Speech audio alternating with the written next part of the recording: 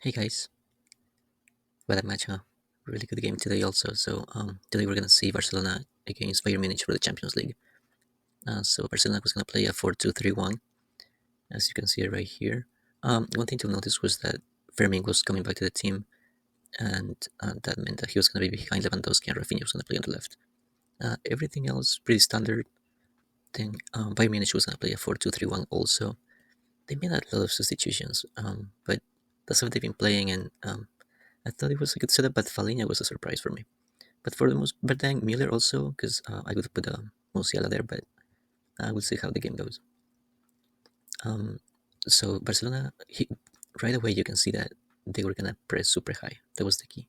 They were gonna press super high, almost by the middle of the park. And whenever they press, Fermin and Lewandowski drop, and Raphinha and Jamal do all the running because they're faster. That's how they usually press. But Bayern Munich, they were also gonna press super high, and look at them. That meant that Guerrero was gonna be here. Kimmich was gonna drop to keep it like this.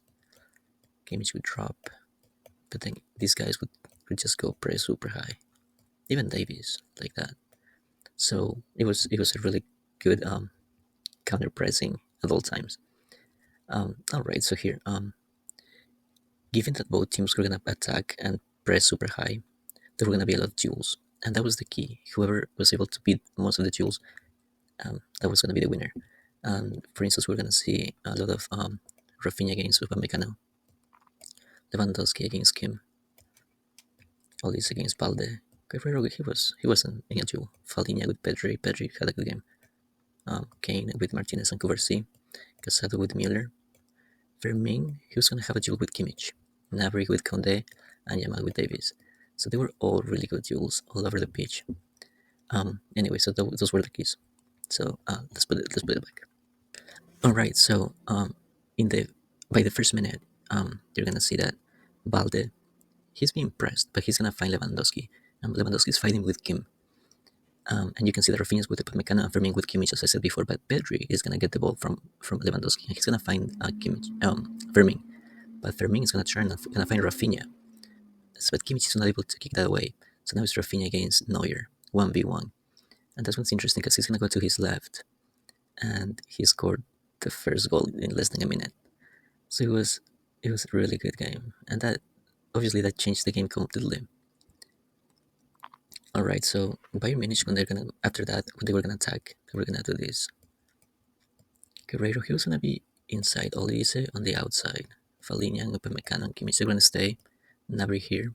Davies, depending on what Jamal was doing, because Jamal was defending a lot too, so he would be here. So it could have been like a 2-2-6, or Kimmich would be here.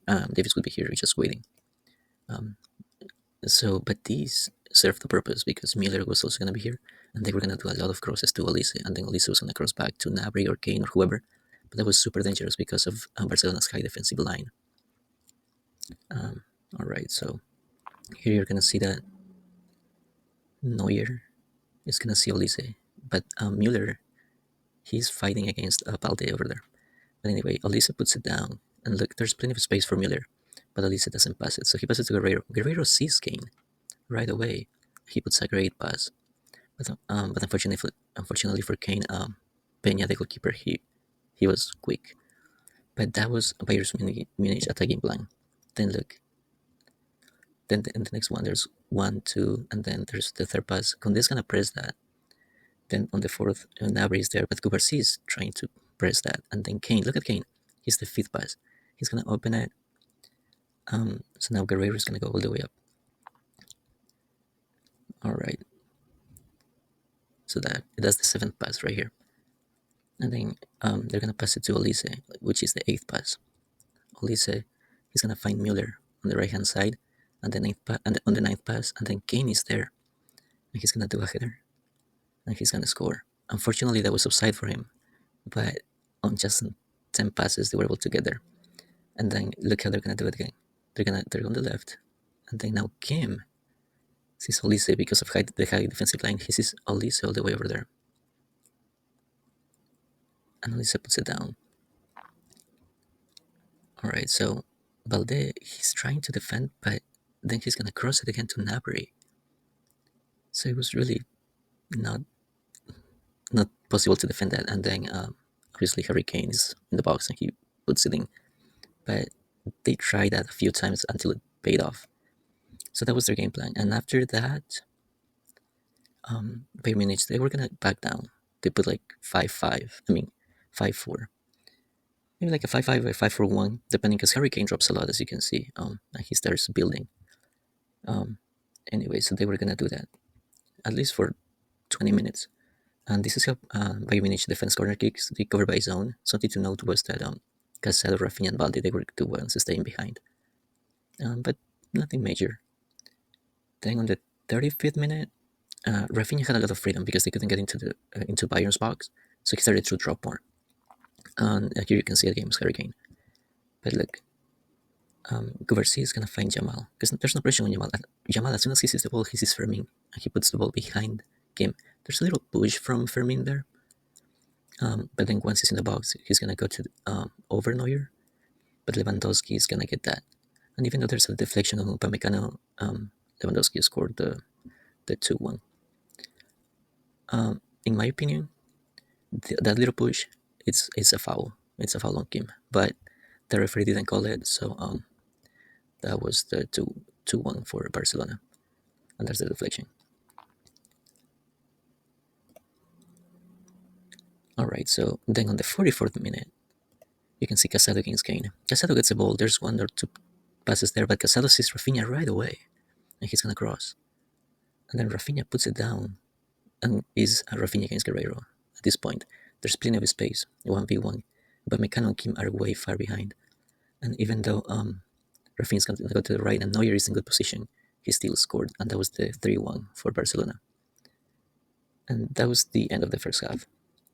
So it was a pretty tactical game, but it was a lot of duels, 1v1 situations. That's why I thought that on the second half, you needed Sané, you needed Musiala, you needed Homan, because those guys are way better than all these and Müller.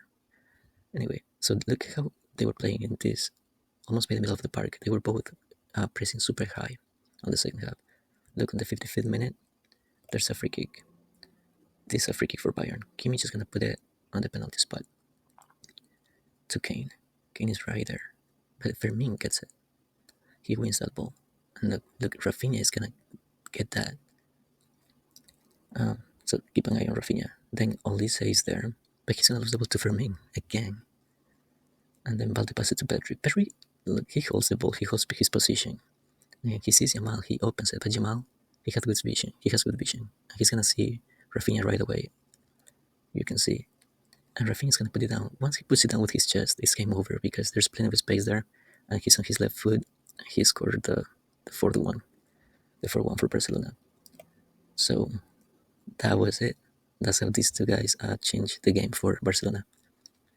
Anyway, so then all the substitutions happen. Frankie de Jong came in for Fermin. Fermin had a good game in my opinion, but he's gonna drop, and in this case, Pedro was gonna go higher to keep the 4-2-3-1. Then for Bayern Munich, Sané was gonna come for Olise. I was waiting for that a long time ago. Musiala was gonna come in for Müller. Also, that needed to happen. And Coman was gonna play here for Gnabry, and also Goretzka was gonna come in for Raphinha.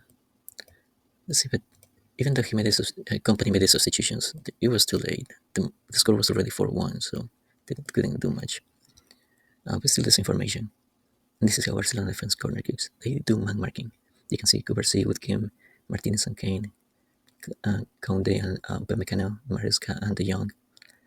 So it's different tactics. And then Raphinha was gonna leave because Olmo came in for him, but he was gonna be in the same position on the left.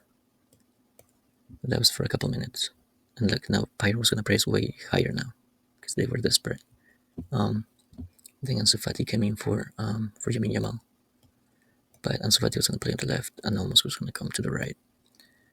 Gabi came in for Petri after so many months. He was gonna play in the Champions League. And Pau Victor, he was gonna come for Lewandowski. He was gonna be here as a number 9. Still this information. And the last substitution of the day was gonna be Lehmann for Guerreiro. There you go.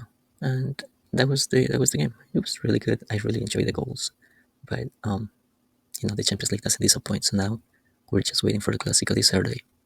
So please, thank you for watching and consider subscribing. Thanks.